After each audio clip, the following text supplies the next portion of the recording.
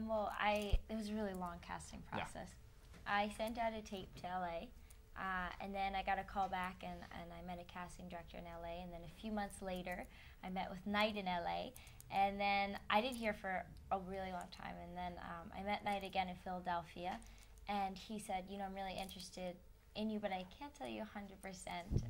I'm going to be completely honest, I have to look at, you know, a lot more people, and so I was like, okay. And I was like, well, when am I going to find out? And he was like, you have to wait the whole summer. I was like, what? So I waited the whole summer, and it was definitely worth the wait, though, and I'm really lucky and blessed to be able to work with such amazing people.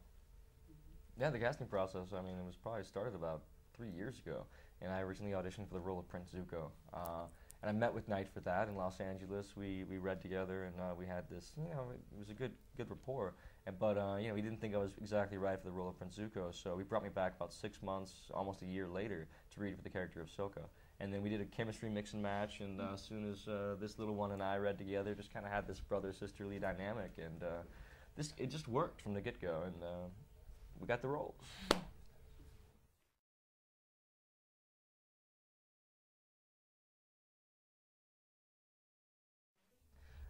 Well, it was nice getting a chance to kind of get back and to do some martial arts, and really they put us through the ringer in terms of we did a lot of training, and I loved it. Yeah, we did a boot camp in Philadelphia in February where we worked, you know, for hours a day to get this choreography, to kind of, you know, learn these different skill sets. I studied Gumlek, which is power fist form of the Kung Fu.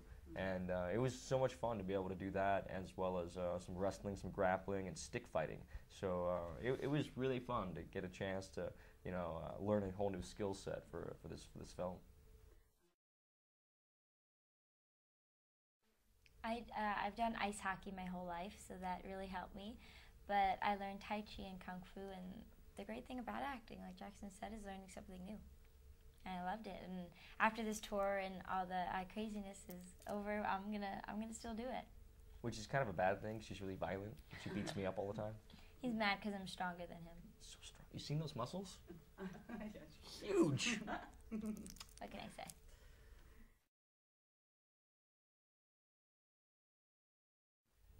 I mean, there's so many different things, you know. Like, I think, you know, M. Night's the perfect director for this film because, you know, he's such a spiritual man.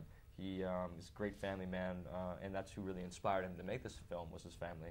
As well as, you know, he has a history with martial arts himself. And he's got this kind of old school cinematic style that I've always been a fan of since his films, you know, The Sixth Sense and Unbreakable and The Village. And, you know, I think he's just, he's had this, you know, amazing kind of worldly cinematic style that a lot of American directors don't have. And it was just an incredible experience to work with someone I've respected and admired for years.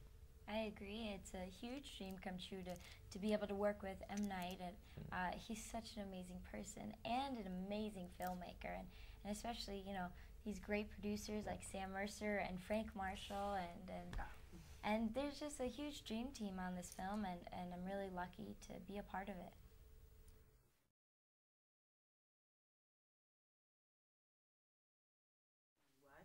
Water. Water. Yeah. Boom. Definitely water. I think it's the most interesting because, you know, unfortunately there are tsunamis, and if I could waterbend, I would definitely stop them. And it also heals people, you know. So they can be both. They can be, you know, dangerous but also healing. It's the most prevalent element, you know, on Earth. It's makes up 80% of the Earth and makes up 80% of our human bodies. So I think, you know, there's something to be said for living like water. Bruce Lee talks about it in his book, Artist of Life. And there's actually a really nice speech in The Last Airbender where Master Paku kind of explains why the element of water is so fundamental in our everyday lives.